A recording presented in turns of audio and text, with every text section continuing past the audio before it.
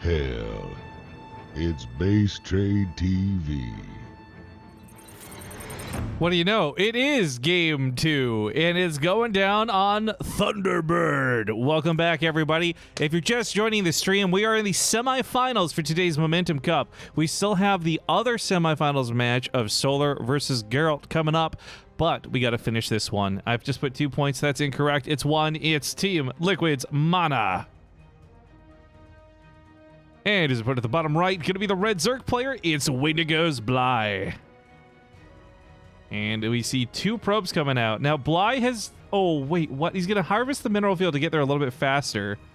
Possibly be more annoying, but we did see Bly take the gold gas base, we're going to call it on this one. For those who don't know, this map has 2 gimmicks to it. The first gimmick are the mineral patches. The second gimmick is this base. Although on Bly's field, it would be this base. But this base has rich Vespine geysers. This is noteworthy because these don't give 6 gas per trip as we had initially thought, but they give 8.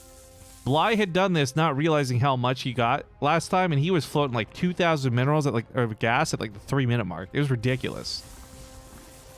I don't know if that's actually how this will play out this time or what his game plan is, but so far, this is funny enough so good.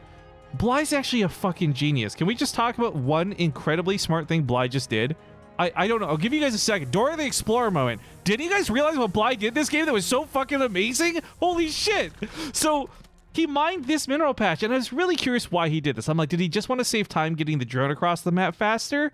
But check this out, right? MaNa, when he clicks the probe to go across the map to Bly's side of the field, it no longer automatically takes the path up here that would see this base. It automatically paths through the open mineral patch. So MaNa's path went like this, and it didn't go like this. This was actually so fucking like 500 IQ out of Bly. And this wasn't a mistake. I want to be clear for those who don't know Bly, who haven't watched him enough, who don't know his personality. This stuff he does is calculated. He doesn't pull this shit out of his ass on the fly. This was actually really smart on his part. And MaNa naturally checks this base, but Bly didn't take that base. He's going to finally check this base, but only after the hatchery's already complete. No. Oh, my God. He must have seen this, right? Okay, he does. He's sending the Zealot and up there. I'm like, he didn't see the base, but he saw the creep. That... God, that was so close. But, okay. Here's the thing I want to make very clear. Bly does this to any other Protoss player, and I guarantee you he gets away with this base. But because this is Liquid MaNa, this is a guy who has fought Bly in countless best of series. He knows Bly's playstyle in and out, and Bly would take this base every single time. So this makes sense. Well, even if it wasn't this base, like just a base. So Bly, though, still reacting off of this. Look at this. MaNa, oh, so quick to the drop. No! Oh, he canceled the pylon because he misplaced it. This lets 2 lings inside. 2 lings don't seem like a lot, but it's enough to actually surround the pylon and possibly kill it, whereas in other cases, you wouldn't have any chance at all. The pylon would just block this out so perfectly. If he brings the lings together, he focuses down the pylon. No, he's got an adept to work with. He recalled. Recalling back home was a smart move out of MaNa, because if this pylon goes down, he loses pretty much all of his production, and it does go down! Oh no! The wall's gonna go up, though, and keep these extra links from coming in. Only the Immortal's producing right now, and Bly gets to keep his extra gas base. Oh. I tell you what, if I wasn't awake before this game, I am now. This is MaNa's choice to recall there. That wasn't a mistake, but that was like a clutch decision, because he could have, right, hypothetically taken Bly's base. And if he had pylon blocked, he probably would have. But he didn't. And Bly took advantage of that, and then MaNa took advantage of that. So really back and forth here. He's not going to be able to surround that adept. It's transferring out. Bly's got another hatchery back at home. Now look, I don't think he needs this base for that long. So here's what's crazy about this, right? My theory is if Bly doesn't go all in with roaches, he's going to use these gases to get stupid amounts of gas and then go Mutalisks. But the beauty is, now that he knows, because remember, the first time he did this ever on our channel was the first time he ever did it, period. And he thought that this was only 6 gas per trip. Now he knows it's 8. And Bly, as I mentioned before, very methodical. He likes to plan ahead. He's going to have a plan for this. We don't know what it is yet. We'll decipher that as the game goes on, but oh, I'm so excited to see how he plans to use it. By the way, just watch Bly's gas income, by the way. This is not, it's 8 per trip. This is insane. It's so much gas. Okay, Layer's the first thing that starts up back at home. He's mined these mineral patches intentionally to open the pathways. I like this. The intent for these mineral patches, by the way, for those who don't know, was you've got all these rocks on all these maps that block the pathways, and you can knock the rocks down and open the pathways. It's pretty easy and a non-issue. On this map, the idea is that, you know, each mineral patch here only has enough for one worker, so just you clean it up really quickly and open the path just by pulling some SCVs or drones. But yeah, this is opened up. The gas is being mined. Bly has stupid amounts of gas. Four-caller comes in at home. Not that there's anything to worry about for that for now. 3 queens, these Ravagers in the front line. This is actually quite the fighting force. I'm really expecting Mutas, by the way. I know we're being really tentative about this. I know it's expensive too, but I feel like Mutas, it's Bly, right? The DTs aren't going to work out the way he wants to. Nice effort out of MaNa, though.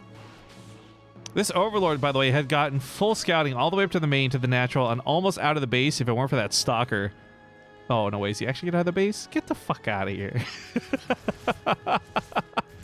Oh, Queen's almost shoot down that Warp Prism while this goes on. Oh, that would have been bad. Other side of the map looks like an Adept transfers in. The Spore Crawler sadly can't help with this, but I always wonder, why can't you just, like, lay a Spore Crawler down sideways and shoot it like a cannon? You know, it's clearly a projectile thing. I feel like...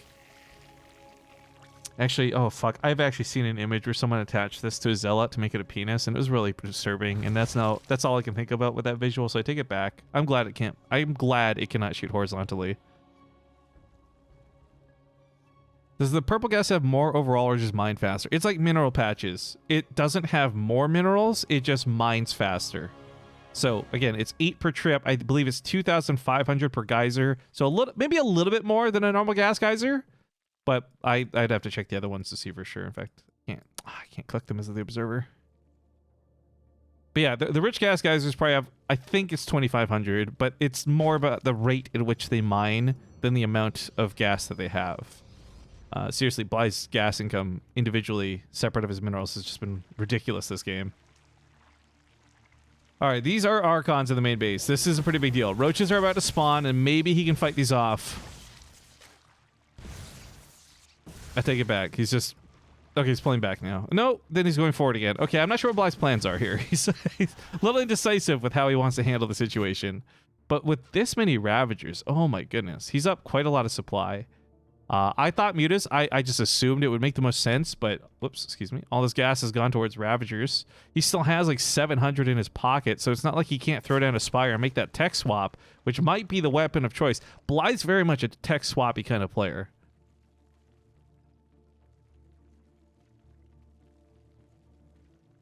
Wait, what's going on here in chat? What have I missed? Okay, cut up later. There's a fight happening now.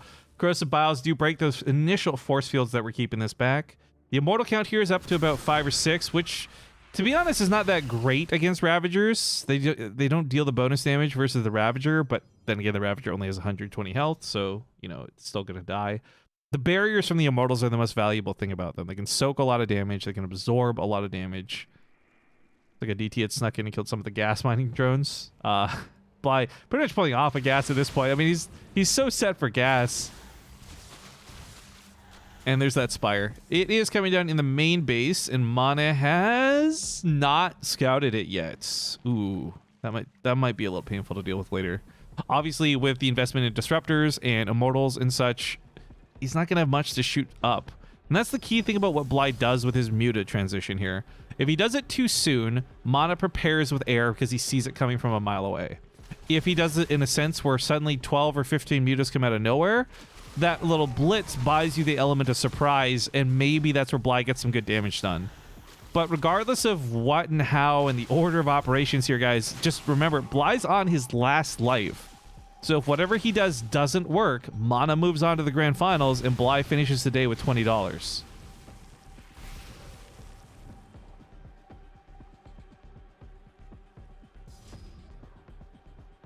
He's maneuvering best he can here. He's still worried about those Archons, obviously, so he's left some units at home. For Bly, Obviously, if he could bring everything across the field and just super A move, that would be his best case scenario. But it is so weird watching a Zerg player have so much gas and so little minerals. It's normally the complete opposite on this one.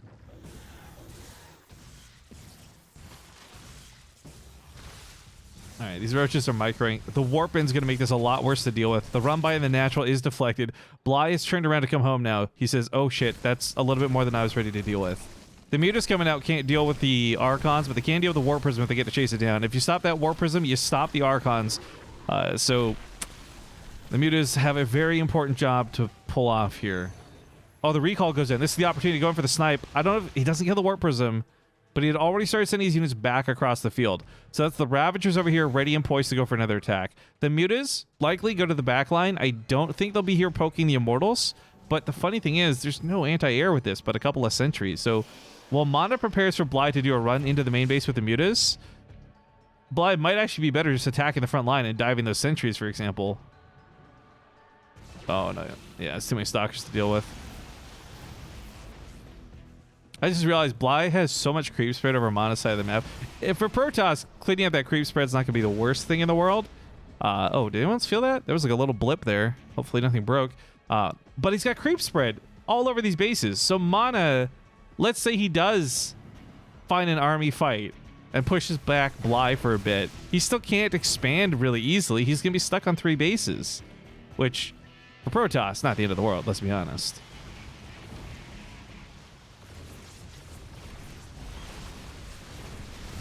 All right, Crosabot. Oh, goes to the splits. Doesn't get the biggest hit. Goes for round 2. Not much better than the first, but he's taking out Ravagers. Where are the Mutas for this? They're just kind of chilling over here. Got to go for the base. Got to do something. Unfortunately, I think this is the hardest part about what I respect a lot about Zerg players for. You can't ever really be idle. There's no point when you're playing Zerg where you can afford to be sitting around idle with any units. And so Bly, even for a few seconds there, that could be the difference of killing his pylon before the Phoenix spawn, for example. It won't be in this case, but just that hypothetical. The Stalkers come in. They don't have upgrade. In fact, this is such a low upgrade game. No upgrade Stalkers are pretty bad at dealing with Mutas, actually. Plus 2 weapon upgrade Stalkers are really great at dealing with Mutas, so anywhere before that kind of sucks. Meanwhile, the counter push here. Roach is not doing so hot against these Immortals, but the Ravagers can take a shot or two. Ooh, gonna miss those Corrosive Bows. More Mutas came out. Oh my god, what's his Muta count at now? 24 Mutas. Guess what? This can take on an Archon. This kills that Warp Prism, and then this kills the Immortals. He doesn't need to fight with the Roaches. God, there's so many Stalkers streamlining across the map, but guys, I think he may have done it. The mad bloody genius himself. I'm really happy Bly's gonna win this game because this will take us to game 3. But most importantly, it means that the super IQ moves paid off. And I don't know if Bly is talking about this on his stream or not, but seriously, that mineral patch mine to mess with the Probe Scout was not the sickest, craziest move I've ever seen, but it was one of the smartest moves I think I've ever seen. So many flocking Mutas, though. 26 of them, to be precise. The Stalker count here, if it had plus weapon upgrades, maybe it could take this on. The Phoenixes, maybe could take this on. But it's such a low count of Phoenixes and non-upgraded Stalkers, I really don't think Bly is too afraid of losing these Mutas. And even if he does, okay, he lost the rich gases. Guess what? He's still mining. He still has a lot of drones to work with. More than MaNa has probes, frankly. Wants to pivot. Stack those Mutas up again. Oh, the Nexus is the threat point here, too. So now it's like, yeah, you want to kite me? You don't want to fight me? Too bad, I'll take your Nexus. Glaveworm bounces, ricocheting off the Nexus, too. Take down 2 of those Phoenixes to half health. This is absurd. He's got +1 weapons on these now, too. Bly doesn't need, like, one big attack. Bly just needs to not lose the Mutas to win this game. Smazmodeus, thank you very much for the 6-month resub. Hey, so back at you. Ooh. GG. Watch it be a total coincidence. He winged it. I don't think he did. I really don't think he did. We're going to go to game 3 now. Bly versus MaNa. And I'm going to actually go message Bly and see what the deal with that was. I got to respect that. Hang on. Okay, so Bly's response to this is pretty Bly. I'm going to be honest. Minding that mineral patch in the middle of the start. Was that to mess with the probe AI and the scout? And he just goes XD. Genius. XD.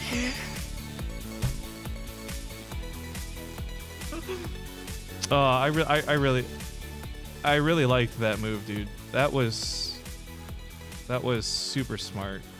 Like, big respect. All right, I'm gonna stop messaging Bly. I'm gonna stop harassing him. We're gonna go to game 3. Things tied up 1-1.